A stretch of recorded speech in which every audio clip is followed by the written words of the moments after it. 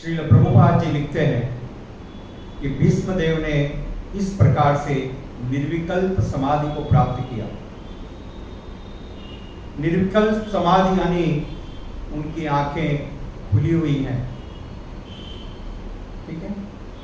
वो साधारण योगी के जैसे आंखें बंद करके सीधे खड़े बैठ करके समाधि में प्रवेश नहीं किए। उन्होंने अपनी सारी इंद्रियों को, अपनी आत्मा को, अपने मन को, अपने जीवा को, अपनी आंखों को, सारी इंद्रियों को एकमात्र भगवान के ऊपर केंद्रित कर दिया। जिह्वा से भगवान का गुणगान कर रहे हैं, आंखों से भगवान का दर्शन कर रहे हैं, मन में भगवान का चिंतन कर रहे हैं, भगवान की सारी लीलाओं का स्मरण कर रहे हैं, आत्मा से भगवान का ध्यान कर रहे हैं। और यह है वास्तविक समाधि, श्रेष्ठ समाधि। प्रत्येक मनुष्य को जीवन भर इसका अभ्यास करना चाहिए, अभ्यास, प्रैक्टिस, जिससे हमको भी मृत्यु के समय इस प्रकार से भगवान का स्मरण बना रहे। श्रील प्रभुपाद जी लिखते हैं, दिन भर जो हम कार्य करते हैं वो रात को हमारे स्वप्न में आते हैं। यदि जीवन भर हमने चेतना भगवान की भक्ति में, भगवान के चरणों में लगा के रखी है, तो निश्चित रूप से भगवान का ध्यान मृत्यु के समय बना रहेगा। इसलिए अभ्यास की आवश्यकता है, प्रतिदिन अभ्यास करना। श्रील प्रभुपाद जी आते लिखते हैं कि 9 प्रकार से भक्ति को हम संपन्न कर सकते हैं। श्री प्रहलाद महाराज ने बताया, श्रवण कीर्तन स्मरण वंदन पाद सेवन दासरे पूजन सखीजन आत्मनिवेदन गोविंद दास अभिलाष। तो भगवान का ये जो भक्ति के 9 अंग हैं, जो प्रारंभ होते हैं श्रवण के द्वारा, सुनने के द्वारा। पहली सीढ़ी अत्यंत आवश्यक है, पहला अंग। सारे शास्त्रों में बताया गया कि 9 अंगों में से सबसे प्रधान है श्रवण, सुनना। सारी प्रक्रिया प्रारंभ होती है सुनने से। प्रहलाद महाराज ने अपने मां के गर्भ में सुना। ये जो प्रक्रिया है, ये दिव्य प्रक्रिया प्रारंभ होती है सुनने से, प्रामाणिक स्रोत के द्वारा सुनना। विशेष करके भगवान के दिव्य ग्रंथों के बारे में, जैसा श्रील प्रभुपाद जी स्पष्ट करते हैं कि भगवद गीता या श्रीमद् भागवतम, यदि हम इन 2 ग्रंथों का श्रवण करते हैं तो इसके प्रभाव से, क्योंकि वास्तविक रूप से ये ग्रंथ नहीं है, ये ग्रंथावतार है। जैसे भगवान श्री कृष्ण ने वराह के रूप में अवतार लिया, उनका नाम पड़ा वराह अवतार, नरसिंहावतार, रामावतार। भगवान ने अलग अलग अवतार लिए और वही भगवान ने, उन्होंने ही स्वयं अपना एक और अवतार लिया, वो है श्रीमद् भागवतम अवतार, ग्रंथावतार कहते हैं इसको। ग्रंथ के रूप में भगवान ने अवतार लिया है और ये प्रमाणिक है,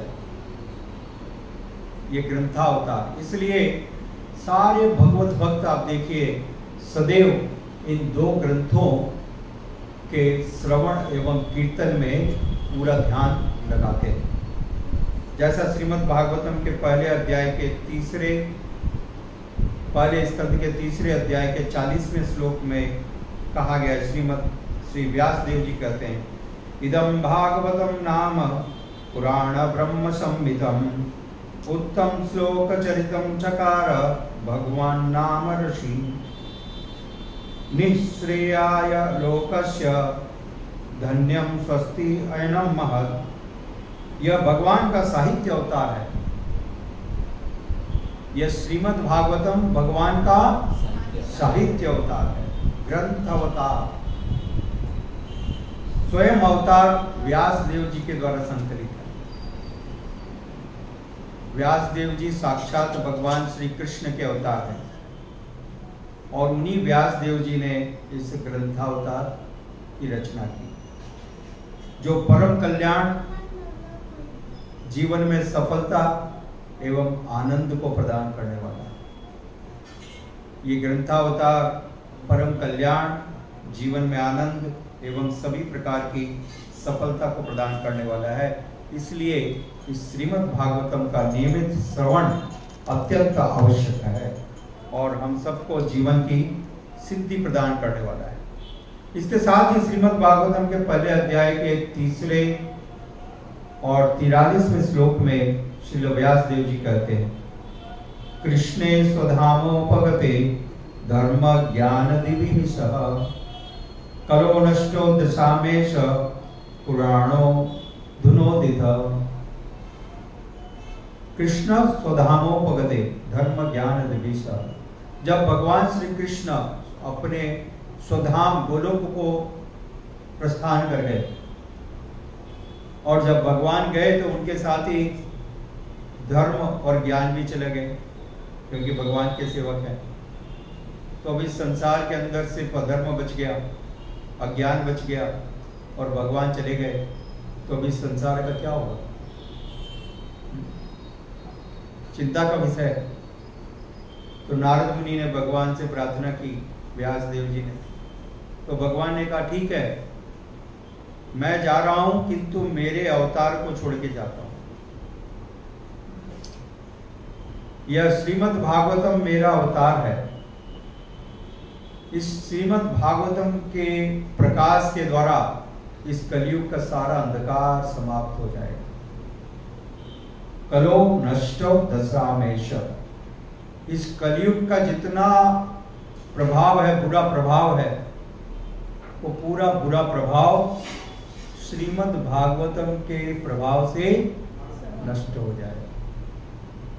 इसलिए यदि हमको कली के प्रभाव से बचना है तो इस श्रीमद् भागवतम ग्रंथ का नियमित रूप से श्रवण एवं पठन करना चाहिए, जो सभी प्रकार के पुराणों में श्रेष्ठ है। यह भगवत पुराण सूर्य के समान तेजस्वी है और धर्म आदि के साथ भगवान श्री कृष्ण अपने धाम के चले जाने के बाद ही इसका उदय हुआ। जिन लोगों ने कलयुग में अज्ञान के गहन अंधकार के कारण अपनी दृष्टि खो दी है, उन्हें इस पुराण से प्रकाश प्राप्त होगा। श्रील प्रभुपाद जी लिखते हैं, आंखों में फिर से रोशनी आ जाएगी। इसलिए इस दिव्य ग्रंथ का नियमित रूप से श्रवण अत्यंत आवश्यक है। इसके प्रभाव से जय श्री जगन्नाथ गुरुदेव सुभद्रा की जय। इसके प्रभाव से ये होगा जो भीष्मदेव जी को प्राप्त हुआ। जिस प्रकार से भीष्मदेव जी ने निर्विकल्प समाधि को प्राप्त किया, निर्विकल्प समाधि यानी उनकी आत्मा भगवान का चिंतन कर रही है, उनका मन भगवान का स्मरण कर रहा है, उनके नेत्र भगवान का दर्शन कर रहे हैं, उनकी सारी इंद्रियां भगवान की सेवा में लिप्त है। हालांकि वो वाणों की सैया पर लेटे थे। तो आज के इस कलयुग में हम वाणों की सैया पर तो नहीं लेटते, हम तो हॉस्पिटल का बेड पर लेटे हुए रहते हैं। और 10 तरह के वो बॉटल लगे होंगे चाहे दोनों तरफ में, मेरे को एक्सपीरियंस हो गया है ना। ऐसे ऐसे बॉटल लगे होंगे, बड़ी बड़ी मशीन लगी होगी और इधर इधर इधर इधर हैं। हमको भी वो तीर नहीं लगे होंगे, वो चिपके होंगे ऐसे, ठीक है, देखा ना आपने, हैं? सब ऐसे 4-6 ऐसे लगा देते हैं चारों तरफ शरीर में। और उस एटमॉस्फेयर को देख के आदमी भयभीत हो जाए। यदि अच्छा भी हो तो इतनी बड़ी बड़ी लाइटें और ऊपर वो सब चलता है ना, और सारे लोग आपको घेर करके पट्टी बांध करके देखते हैं, तो आपको लगता है बस मेरा तो अब समय हो गया, जा रहा हूं। क्लियर? तो ऐसी अवस्था में भी कैसी भी परिस्थिति हो, यदि हमने भगवान की दिव्य कथाओं को सुना है ध्यान से, भगवान की दिव्य सेवाओं को प्रेम के साथ संपन्न किया है, तो निश्चित रूप से हमारा मन भगवान के चरण कमलों के स्मरण में लगा रहेगा। निश्चित रूप से लगा रहेगा, भले ही कुछ भी चलता रहे। इससे आपका मन प्रभावित नहीं होगा, क्योंकि मन भगवान के चरण कमलों में लगा हुआ है। जो सारी समस्या है वो इस मन से प्रारंभ होती है, ठीक है। आप भले ही बहुत ही अच्छी तरह से एकदम एयर कंडीशन में बैठे हैं, सारी सुविधा है, बहुत ही अच्छा कमरा है, बहुत ही अच्छा पलंग है, सारा एकदम ए क्लास, परंतु यदि आपके मन में बेचैनी है, मन में दुख है, घर में कोई दुर्घटना घट गई, व्यवसाय में कोई नुकसान हो गया, तो क्या होगा? सारी सुविधाओं के बीच में बैठने के बाद भी आपका मन बेचैन रहेगा। आपको अच्छे से अच्छा गुलाब जामुन भी दूंगा तो वो उस गुलाब जामुन का टेस्ट आपको मालूम ही नहीं पड़ेगा, खराब लगेगा। क्या प्रभु जी सब कुछ खराब है, आज तो कोई टेस्टी कुछ बना ही नहीं है। कि वास्तविक रूप से सब कुछ टेस्टी है, परंतु आपका मन विचलित है, ठीक है, राइट? This is common. तो यदि हमने जीवन भर इस बात का अभ्यास किया है, भगवान की भक्ति का, भगवान की सेवा का, भगवान की कथाओं के श्रवण का, तो इसका परिणाम उस दिन देखने मिलेगा। इसका परिणाम तब मिलेगा, तब हमारा मन भगवान में अविचल भाव से केंद्रित रहेगा, जैसे भीष्मदेव जी का रहा। श्रील प्रभुपाद जी लिखते हैं, जिस प्रकार से, क्योंकि भीष्मदेव 8 वसुओं में से एक हैं, पूर्व जन्म में भीष्मदेव जी वसु थे, धौ वसु उनका नाम था, धौ। तो जिस प्रकार से भीष्मदेव जी ने अपने जीवन के अंदर निर्विकल्प समाधि को प्राप्त किया, उसी प्रकार से कोई भी व्यक्ति जो इस प्रकार से इन चरण चिन्हों का पालन करेगा, जिसमें सबसे पहले है भगवत कथा, श्रीमद् भागवतम और भगवत गीता का नियमित श्रवण करना, भगवान के मंदिर में सेवा करना, भगवान के भक्तों की सेवा करना, श्री विग्रह की प्रेम और श्रद्धा के साथ सेवा संपन्न करना, तो निश्चित रूप से मन शरीर के छोड़ते समय इस संसार में नहीं, किंतु भगवान के चरण कमलों में लगा होगा। और इस प्रकार से यदि किसी ने अपना शरीर छोड़ा भगवान के चरण कमलों का स्मरण करते हुए, तो निश्चित रूप से वो सीधे भगवत धाम को प्राप्त करेंगे, इसमें कोई संदेह नहीं। तो श्रील भीष्मदेव जी के अनुसार हम सबको इसका अभ्यास करना चाहिए, और जिससे हम अपने जीवन को सफल कर सकें। और आप सबके लिए मैं एक बहुत अच्छा मौका देता हूं कि अभी पुजारी प्रभु गए हुए हैं, और 10 दिन के लिए आप सबको यह सुविधा है कि आप दिन भर यहाँ पर रह करके भगवान जगन्नाथ की सेवा कर सकते हैं, यदि आप चाहें तो, ठीक है ना। Whole day you can stay and serve lord Jagannath personally, ठीक है। ऐसा कभी मिलने वाला नहीं है।